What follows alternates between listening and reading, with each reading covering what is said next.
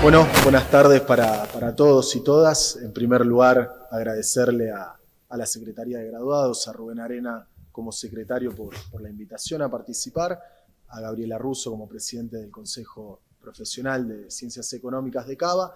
Y la idea básicamente de esta charla era contar un poco cuáles eran las inquietudes que comúnmente hay en torno al rol del licenciado en Economía, en torno a lo que es el Consejo Profesional de Económicas, cuáles son las distintas posibilidades que uno tiene para desarrollarse, tanto en su matriculación, su poder de firma, y cuáles son las distintas incumbencias que vamos teniendo a la hora de desarrollarnos profesional y académicamente, ¿no?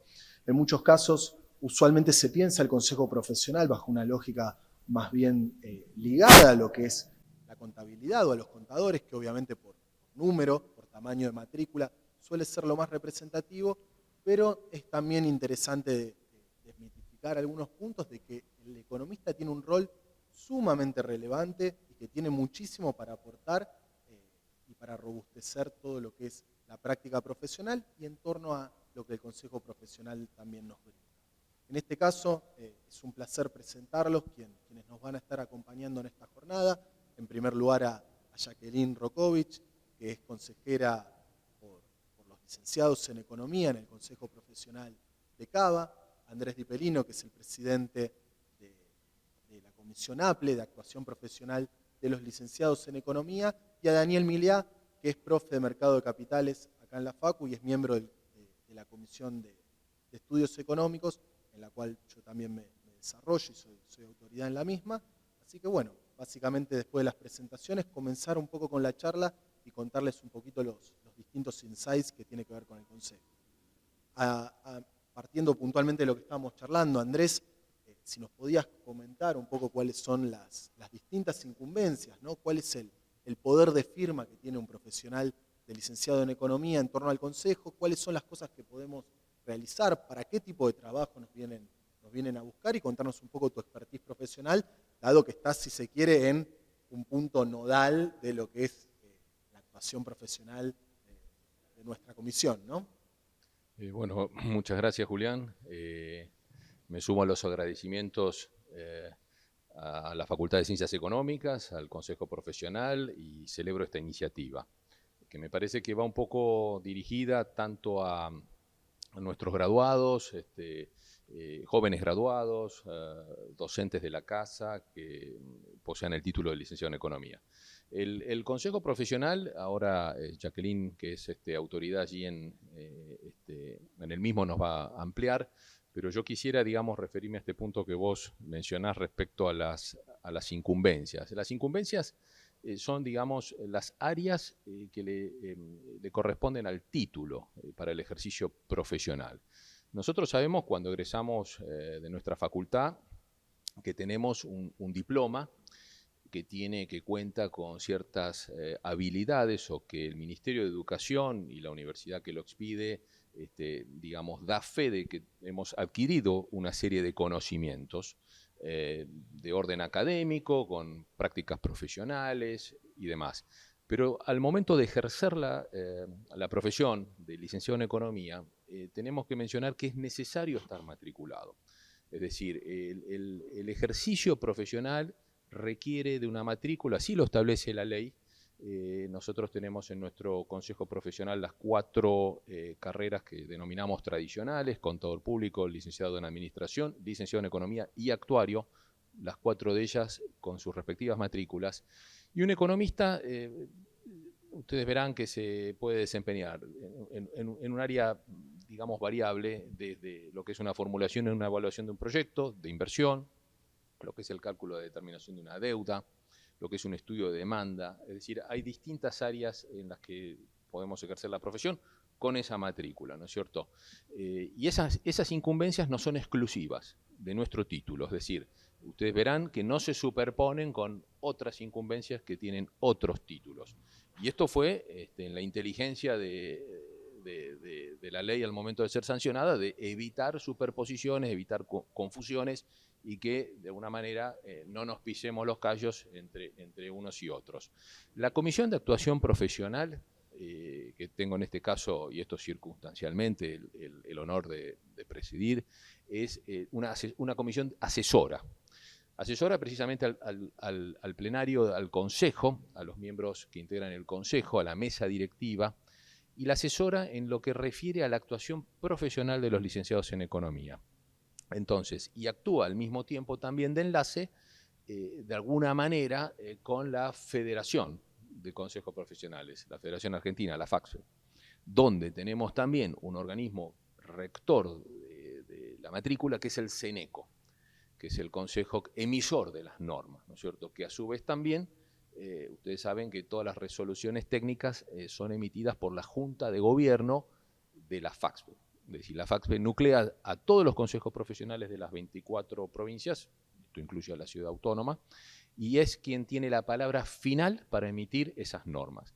En definitiva, nosotros lo que hacemos es ir asesorando a los distintos cuerpos políticos, por decirlo de alguna manera, que es la mesa directiva de nuestro consejo, que es el consejo directivo, que es el órgano máximo de conducción, y siempre con ese propósito, ¿no? De asesorar, de esclarecer, de trabajar con otras comisiones. APLE es una comisión profesionalista, entonces trabaja con otras comisiones académicas que hacen al interés del ejercicio profesional. Nuestra comisión está íntegramente ocupada o si se quiere, la composición es exclusiva de licenciados en economía, pero nosotros interactuamos con otras, como podría ser la de formulación y evaluación de proyectos. Allí lo tenemos también a Daniel, que ahora en breve se va a expedir sobre algunos encargos profesionales. Y bueno, esta es un poco la idea general con la cual nosotros funcionamos. ¿Cómo funciona APLE? Se reúne mensualmente, de enero a diciembre, trabaja con un temario, con un orden de temas, un orden del día. Nos asiste personal del Consejo, que de alguna manera lleva y toma nota y toma actas de lo que se discute. Y finalmente, una vez que encontramos consensos dentro de la comisión, elevamos las propuestas a las autoridades. También llevamos adelante, impulsamos diversas jornadas, trabajamos en la organización de congresos, organizamos con otras comisiones también reuniones científicas y técnicas. Es decir, hay mucha actividad y por eso alentamos que nuestros graduados, además de participar activamente en los equipos de la Secretaría de Graduados de la facultad, trabajen y se sumen al Consejo. Entonces, bueno, ahora le voy a pedir a Jacqueline, que es nuestra representante, que bueno, nos termine, digamos, de completar el pantallazo, la foto institucional del Consejo, para, bueno, después seguir conversando sobre otros aspectos. Muchas gracias.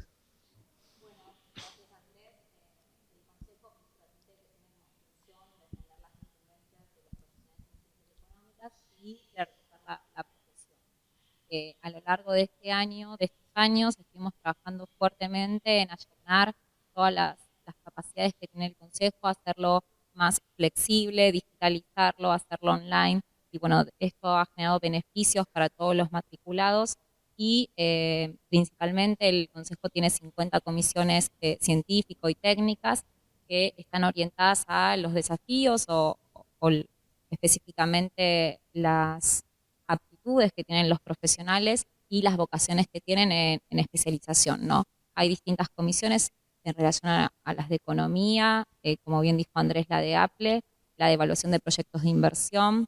También hay comisiones que son interdisciplinarias, como son la de estudios económicos, donde participan otros especialistas, licenciados en administración y contadores. Después también tenemos comisiones interdisciplinarias como la de salud, donde trabajamos cotidianamente, nos reunimos 2 veces al mes y principalmente la tarea que tiene el consejero es de generar el vínculo entre estas comisiones de estudios y la comisión directiva del consejo, tratando de llevar adelante tanto las comisiones como también el vínculo con la comisión directiva. El Consejo tiene muchos beneficios para los matriculados, principalmente para las distintas etapas de los profesionales. Vincula desde el inicio de la profesión, cómo llevar adelante los primeros pasos en nuestras profesiones, uno puede tener asesoramiento tanto científico, técnico y práctico. Hay muchos cursos gratuitos de capacitación y cursos específicos en áreas de economía. También nos apoyan en el desarrollo de los primeros informes que tengamos que hacer o de actualización de algún informe sectorial, informe de coyuntura o lo que nosotros necesitamos desarrollar en la profesión. También hay cursos de capacitación, hay talleres, hay becas de formación, también existe capacitación dentro del consejo, se puede participar en congresos. Todos los años el consejo tiene nuevos congresos que surgen de las comisiones. Uno de los últimos que les puedo citar como ejemplo fue el primero que se hizo entre dos comisiones interdisciplinarias entre la de presupuesto y la comisión de salud, que hablaba de las primeras jornadas de sistemas de salud, tan importante el tema en la actualidad. Por eso los invitamos a que participen, a que se capaciten y trabajen colaborativamente con otros profesionales. Qué importante todo lo que decís, ¿no? Toda la cantidad de cosas y el abanico de oportunidades y actividades que tiene el Consejo. Yo puntualmente me quería quedar particularmente con una, que es este tema del asesoramiento que tiene el Consejo Profesional, tan importante sobre todo cuando uno da los primeros pasos, donde por primera vez lo convocan a uno a firmar, a, entre comillas, poner el gancho y arriesgar su matrícula sobre un determinado flujo, número, lo que sea, y precisamente el Consejo Profesional brinda algún tipo de asesoría como para consultarle a ese tipo frente a ese tipo de empleos, cómo poder desarrollar un informe que esté en línea con lo que el cliente nos puede llegar a pedir.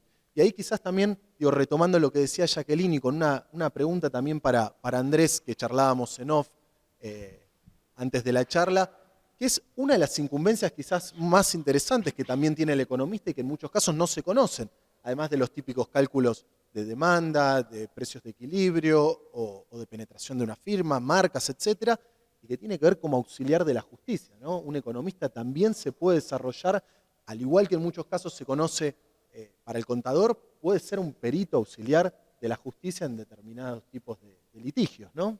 Sí, es muy bueno ese punto, Julián, y acá quiero hacer la siguiente mención.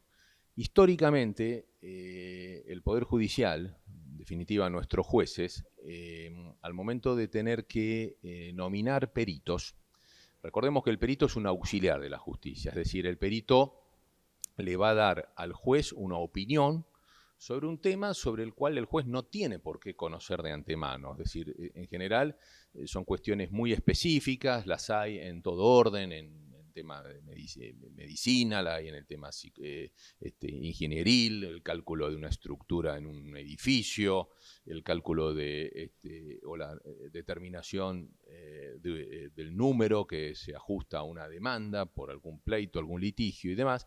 Hacía que en el pasado los jueces se inclinasen siempre que se trataba de una problemática relacionada a las ciencias económicas por un matriculado contador público. Aún en aquellos casos en los cuales claramente por ley la incumbencia profesional correspondía a un licenciado en economía. Debemos dar gracias a que insistentemente las autoridades de nuestro Consejo Profesional le planteaban estas dificultades a los jueces, a los camaristas, incluso hasta la Corte Suprema misma de Justicia, que era necesario que los jueces ajustaran la nominación de peritos en función de sus incumbencias. Y así fue, y con el paso del tiempo, afortunadamente en la mayor parte de los fueros así es hoy día, que los jueces cuando necesitan, por ejemplo, un perito que intervenga en la estimación de una demanda, convocan a un economista.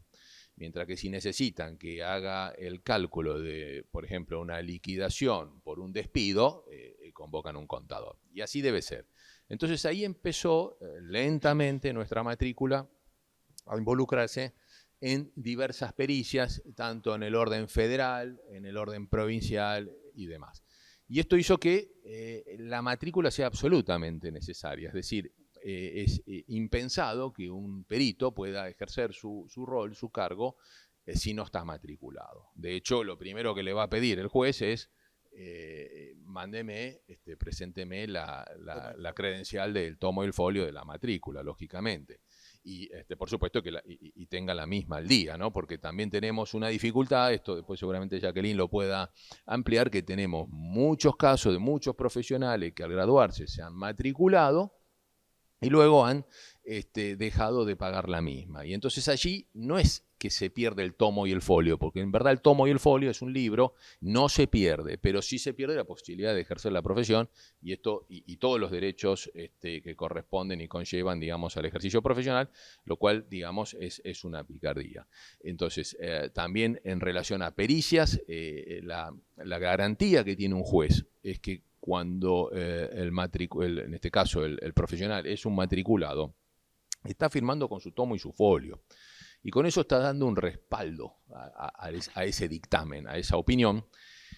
Y si esta estuviese mal, por la razón que fuese, el profesional podría verse involucrado en una responsabilidad profesional, para el cual hay un tribunal de ética en el Consejo Profesional que lo va a juzgar. Ahora le podemos preguntar a Jacqueline que nos amplíe también, a una responsabilidad civil en la cual tendría que responder con sus bienes, con su patrimonio, si y tuviera mala praxis, por decirlo de alguna manera, y llegado el caso una responsabilidad penal. Es decir, si digamos con la decisión o la opinión o el dictamen que firma incurriese, digamos, en un delito, por decirlo de alguna manera. Entonces, todos esos elementos dan una garantía. Y esa garantía que tienen los jueces al momento de designar peritos, la tendría o la tiene cualquier profesional o cliente que convoque un profesional matriculado, porque le está dando ese respaldo, le está dando el respaldo de un consejo profesional que tiene un área de vigilancia, ¿no es cierto?, en la cual regula el ejercicio de la profesión.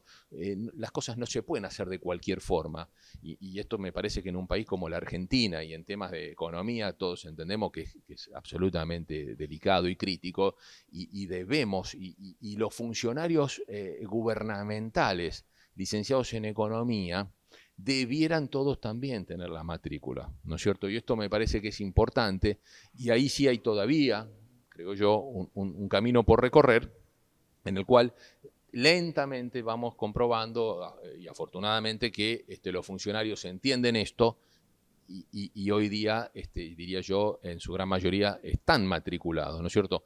Pero bueno, es un trabajo lento, es un trabajo, digamos, que yo digo, no tiene descanso, lo tenemos que seguir haciendo, tenemos que seguir trabajando, y bueno, yo con esto, digamos, redondeo un poco la idea que vos, y amplío esta pregunta que vos me hacías, Julián. No, es que como bien lo decías, Andrés, digamos, no fue magia, ¿no? Ir pudiendo ganar incumbencias para el licenciado en economía. Bueno, justamente le iba a consultar a Jacqueline, que ya está en lo que sería la primer plana del Consejo Directivo, sobre todo para los economistas, cómo van siendo estos procesos para ir reforzando las incumbencias y también la importancia en torno a lo que es la responsabilidad de la firma, ¿no? Y esto que bien mencionaba Jacqueline antes, de tener un espacio que te asesore para de algún modo ver bien lo que estás firmando, cómo manifestarse, que también en breve vamos a charlar con Daniel, pero qué tipo de cosas también te ayuda el consejo profesional para orientarte, sobre todo en tus primeras prácticas, donde uno tiene menos expertise y tiene que combinar determinados saberes multidisciplinarios, qué cosas hay y también cómo eso se fue dando en el consejo, ¿no? Sí, bueno, el consejo tiene un órgano que se encarga de velar por las incumbencias de los profesionales en cuanto a su cumplimiento, y en eso se evalúa en qué no ha cumplido el matriculado y tiene distintas sanciones. La primera obviamente va a ser un llamado de atención y así hasta a la más severa. Pero lógicamente el Consejo lo que trata de hacer es apoyar a la gestión de los profesionales, y sobre todo también es importante que recalque apoyar al rol de la mujer dentro de la profesión. Está la comisión de género, también está la comisión de vuelta a la profesión, a las mujeres que tienen hijos y después vuelven al ejercicio profesional de acompañamiento. También tiene un área específica en ayudarnos a formar nuestro currículum, cómo generar nuestras nuevas habilidades blandas, que quizás los economistas no es nuestra especialidad y hay que incorporarlo. También en las áreas más duras, más técnicas, que obviamente la tecnología hace que tengamos que aprender nuevos programas.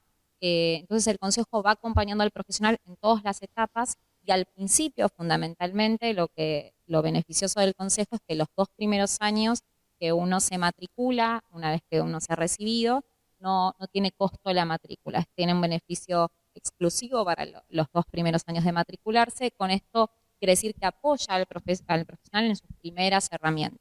Entonces uno puede buscar asesoramiento, apoyo institucional, acompañamiento del profesional y sin un costo al comienzo hasta que uno pueda lograr sus primeros pasos, ¿no?, efectivos. Y también generar vínculos a la bolsa de empleo y vínculos con otros profesionales que también fomenta y desarrolla nuestro propio desarrollo, ¿no? Obviamente, y las capacidades que nosotros tenemos, obviamente al trabajar en equipo interdisciplinariamente con otras profesiones, uno se nutre. Es así. Buenísimo, no, muy claro. Y bueno, volviendo un poco entonces al tema de incumbencias y de asesoramiento, vale la pena ahora también consultarle a Dani, digo, quizás la estrella de las incumbencias para el economista, que en muchos casos no se sabe, es el poder de firma que tiene sobre los flujos de fondos proyectados. Como para hablar de algún modo simplificado, el contador termina validando la información hacia atrás y es el economista quien termina haciendo las proyecciones sobre las cuales se nutren los futuros flujos de fondos de una firma, un organismo o lo que pueda llegar a ser, ¿no? Es uno de los principales aristas laborales que tiene la firma del LE. Entonces, poder charlar, alguna vez nos ha tocado trabajar juntos, ¿cuáles son, digamos, las cosas que uno como economista tiene que mirar a la hora de, cuando le llega un primer estudio, algo para validar, cómo se termina realizando el informe, qué tareas se tienen que poner, cuáles son los modelos que el Consejo Profesional nos forma, digamos, o nos impone para hacer una certificación? Muchas de las cosas que nosotros realizamos a través del Consejo, en primer lugar hay que legalizarlas, hay que certificarlas y eso después se envía al cliente, pero como para tener una breve noción de cuáles son las cosas que uno tiene que mirar para, entre comillas, cuidar su firma. Hablo del flujo de fondos, Dani, porque quizás es de las salidas laborales más cotidianas y conocidas que nosotros tenemos.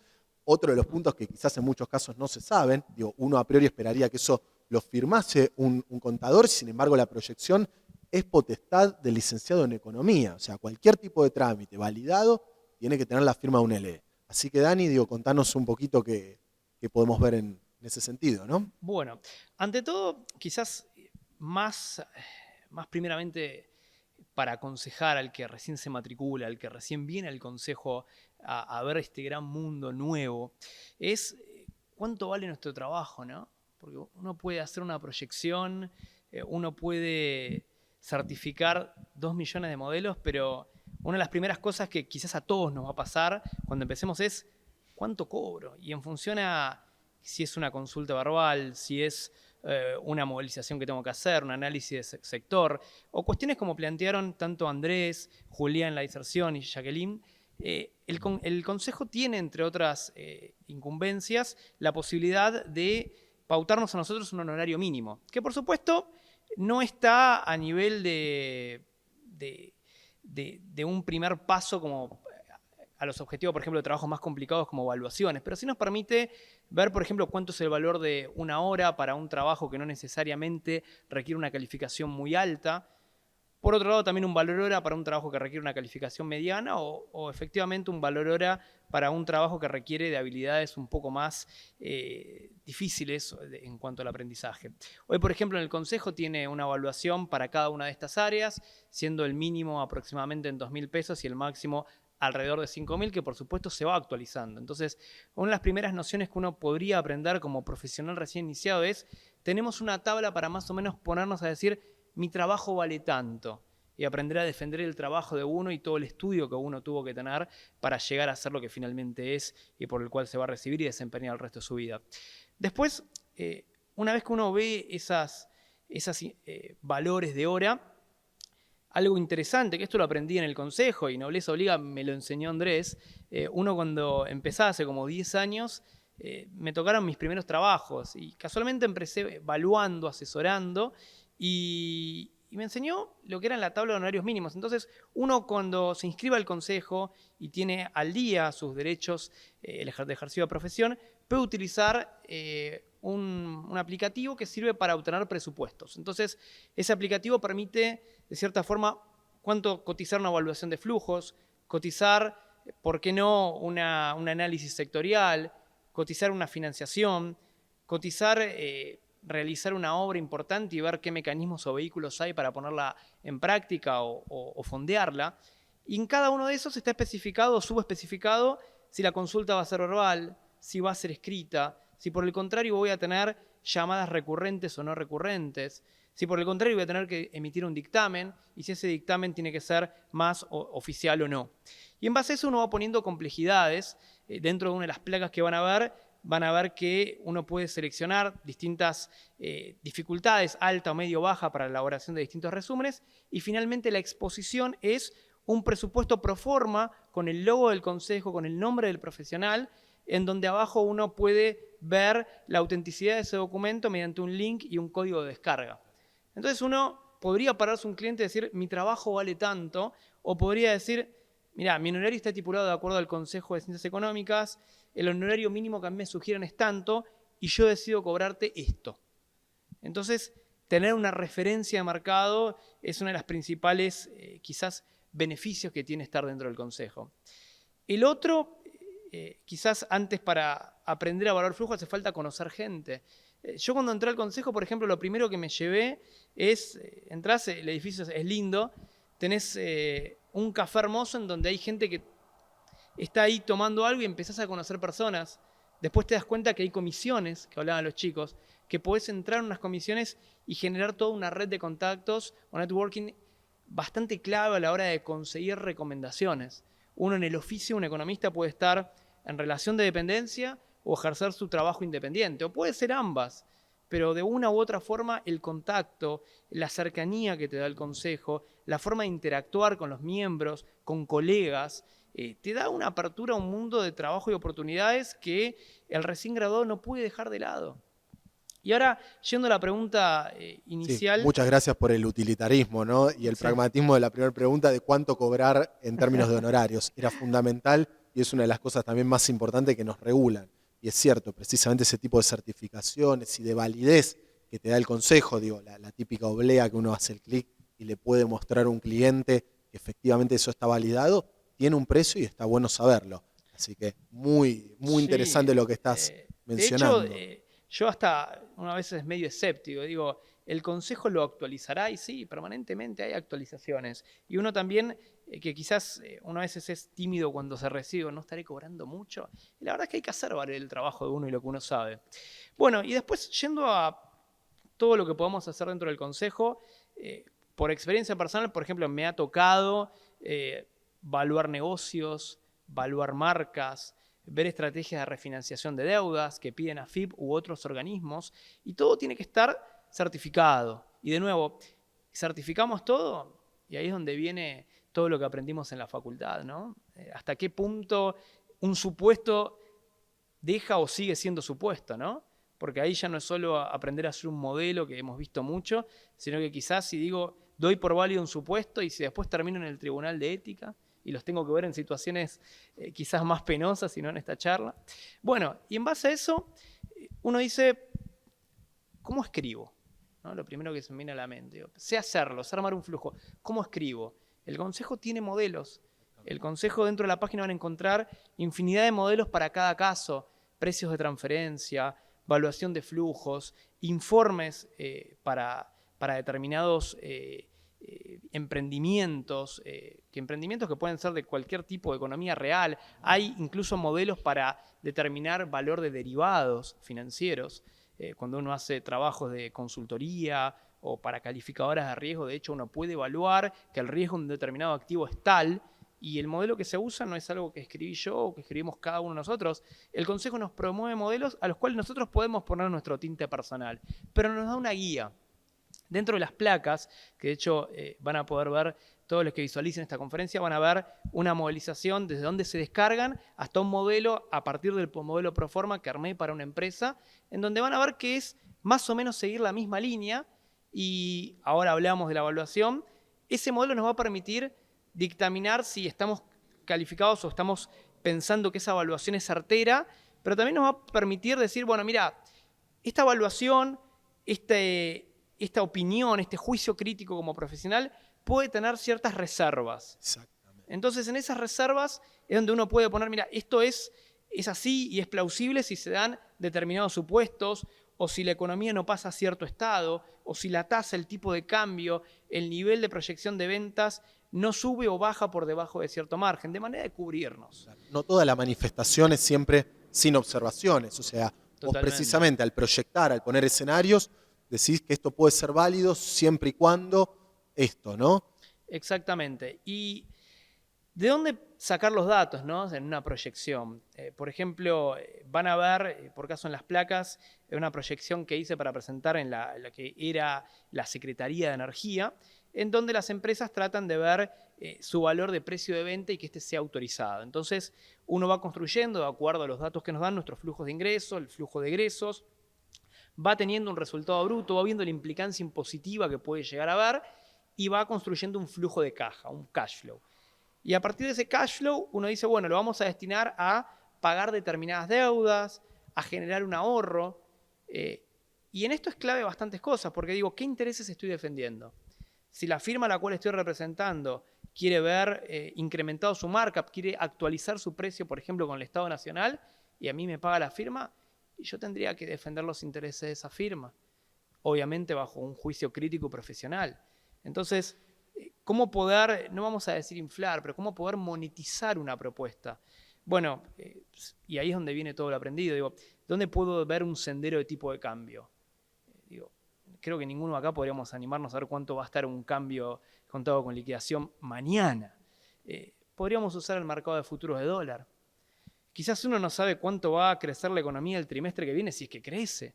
Bueno, va a crecer por el efecto rebote, pero digo, uno podría agarrar índices de actividad. ¿Uno podría ver cuánto es la inflación? Sí, podría usar, de hecho, las bases del Consejo. El Consejo tiene dentro de sus bases de datos índice de precios al consumidor, índice de precios al por mayor, tasas activas del Banco Nación, tasas pasivas que se usan muchas veces para las cuestiones de perito. El Consejo también dispone de diversos indicadores que son útiles para la evaluación. Entonces es una fusión de las herramientas que da el Consejo con todo el expertise que teórico o prácticamente podíamos haber aprendido en la facultad. Hago, una consulta en realidad para todos, digamos, yendo puntualmente a lo que es el cuidado de la firma. Viene una firma, pongámosle, que quiere realizar un flujo de fondos. ¿Cómo puedo validar si esa información es verídica, fehaciente? ¿Cómo puedo validar que esas ventas sean correctas, que esos ingresos que declara tener la firma sean válidos? Si tomó un crédito, ¿cómo poder validarlo? Si tiene algún tipo de factura más o algún tipo de problema con respecto a la FIP, para no poner ningún caso puntual, si tiene alguna estacionalidad en las ventas, ¿cómo poder tratar esa información? ¿Qué cosas uno mira en el flujo puntualmente como para, digamos, cruzar datos o cuidarnos profesionalmente, ¿no? Yo si me permitís, Daniel y Jacqueline, un instante, quería retomar un punto y vamos a lo que vos preguntaba Julián, que decía Daniel. Estos modelos, estas guías, no son arbitrarias, no son, digamos, producto de la magia, sino que son la consecuencia o el resultado de muchos años de discusión dentro de las comisiones de trabajo, como por ejemplo las que ustedes integran, con las discusiones profesionales, un trabajo intercomisiones, donde se fueron encontrando puntos de consenso para que finalmente esas propuestas de guías, de formularios, de modelos, etcétera, sean legitimados dentro de la profesión. Y me parece que eso es fundamental, es absolutamente relevante, porque hace que entonces los informes o los dictámenes o cuando un cliente hace un encargo profesional luego puedan ser comparables entre sí, estén de alguna manera estandarizados, sean información homogénea.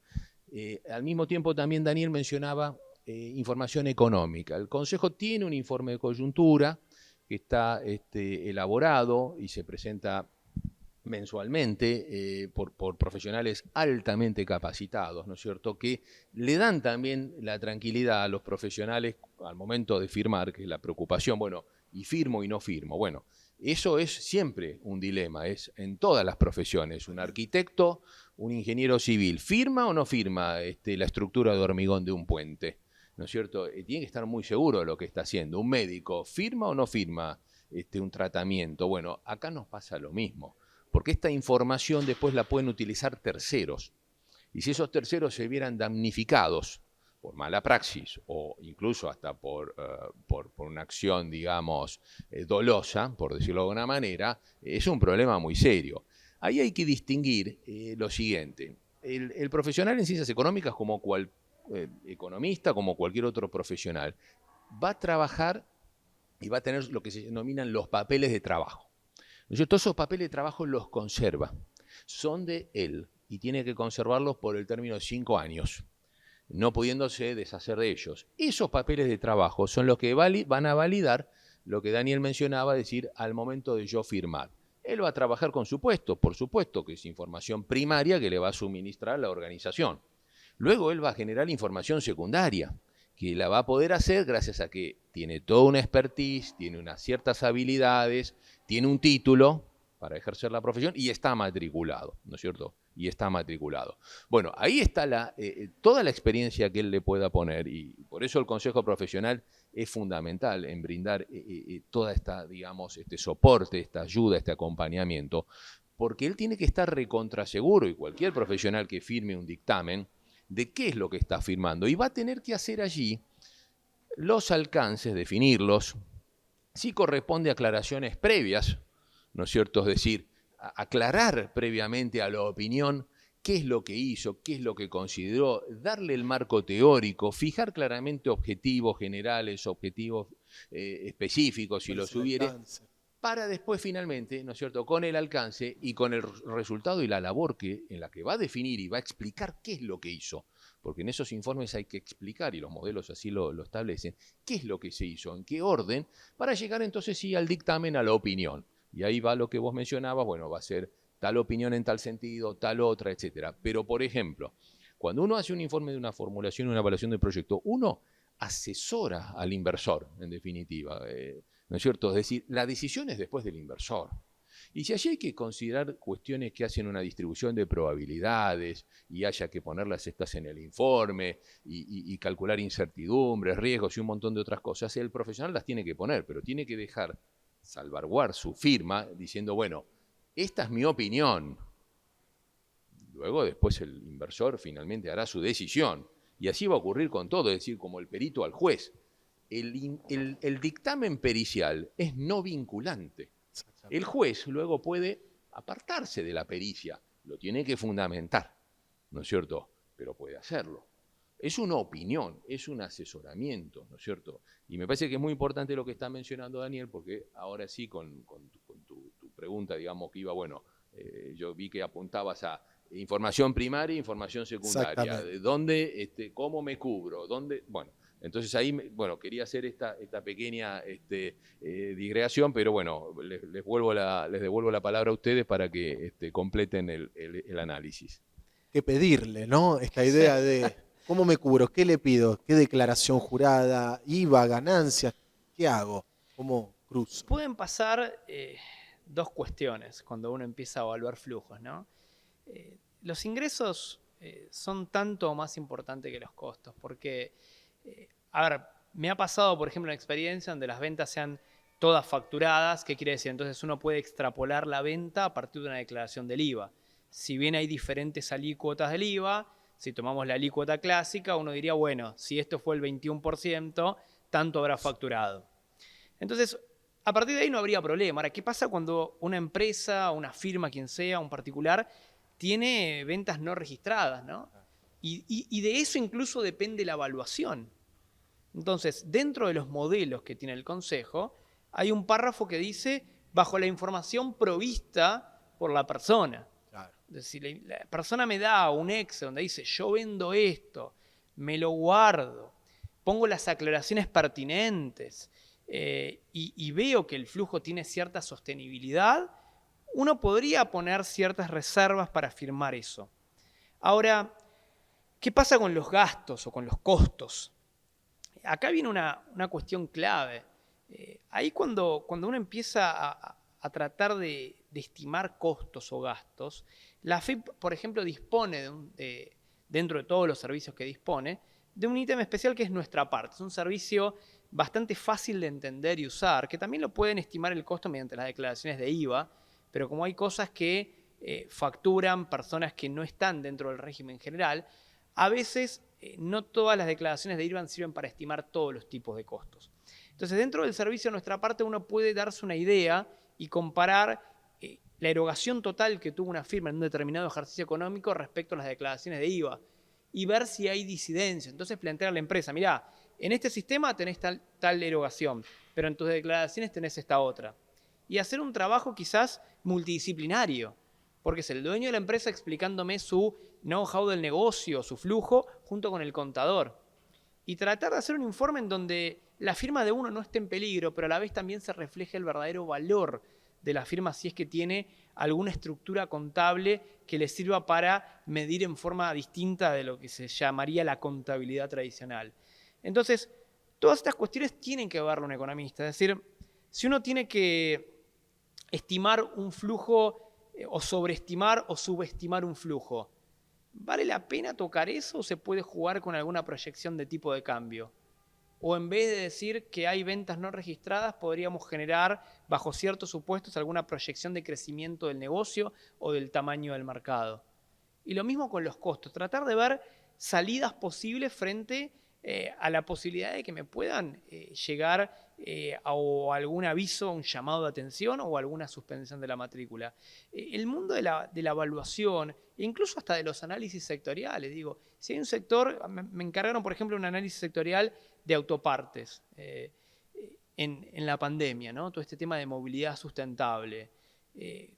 ¿Cómo captás el tamaño potencial de ese mercado después de todo lo que pasó, ¿no? O la introducción de lo que es el biocombustible, los autos eléctricos puntualmente.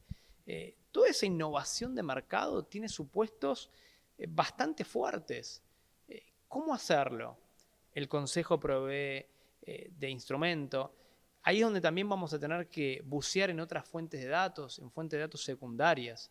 Entonces, la evaluación y cómo cubrirnos, tenemos que disponer de una multidisciplina. Saber muy bien leer declaraciones de IVA, declaraciones de bienes, declaraciones de ganancias. De hecho, la AFIP, por ejemplo, respecto a lo que mencionabas de las facturas apócrifas o APOC, como se dice en la jerga, y no es que vamos a dar una clase de contabilidad, pero como digo, o alumnos o a colegas, se huele mucho el enanismo financiero económico, es decir, gente que puede estar recibida, pero que tiene una nula o escasa aplicación a la práctica, ¿no? A la práctica profesional. Entonces, cuando uno mira una base de APOC, que está dentro de la página AFIP, uno puede ver si la facturación presentada, por ejemplo, es legítima o no. O si uno dice, no, pero mira, la empresa tiene 4.000 facturas de venta este año y 2.800 de compras. Bueno, pero quizás tengas casi siempre los mismos proveedores. Quizás hacer una consulta por el quit, a ver si ese quit está dentro de la base de facturas apócrifas. O si se usó ese quit para una usina de facturas, para evadir impuestos. Entonces, todos esos controles se pueden aprender a partir de las capacitaciones del Consejo, del asesoramiento que puede dar el Consejo, más allá de lo que hayamos podido aprender dentro de la universidad. Clarísimo, ¿no? Un mundo entre, obviamente, lo que uno ve en la academia, que es absolutamente fructífero, y después, bueno, el expertise profesional del día a día. Yo, por mi parte, no sé, digo, ya fue sumamente útil todo lo que estuvimos viendo. Creo que pasamos un poco desde la historia del Consejo, cuáles fueron las incumbencias, qué es lo orgánico de la institución que nos brinda para soportar nuestra firma y nuestro expertise profesional, y pasando después a unos últimos casos prácticos que bien nos describían de cómo realizar algún tipo de trabajo. No sé si quieren alguna palabra más para cerrar. De mi parte igual es un placer. A ver, permíteme una palabra adicional, ¿no? Claramente. Porque quizás, como nos pasó a todos cuando empezamos, ¿no? Volver a reforzar la idea de uno cuando sale de la facultad, ¿qué hace, ¿no? Más allá de si se quiere seguir en algún otro nivel educativo superior. Ir al Consejo en cuanto a costo, lo dijo Jacqueline, los 2 primeros años está totalmente excedido el pago de arancel. Incursionar por ahí, ir al bar del consejo, que en el mes del cumpleaños regalan un almuerzo y demás. Tratar de meterse en las comisiones, involucrarse, juntarse con gente, crecer nuestra red de contactos. Es decir, uno en la profesión vive de las habilidades que hizo en su etapa educativa, pero también de los contactos y de la red de contactos que tengan. Uno vive de la recomendación. Y me parece que el paraguas del consejo es el mejor puntapié que uno puede encontrar siendo recién recibido.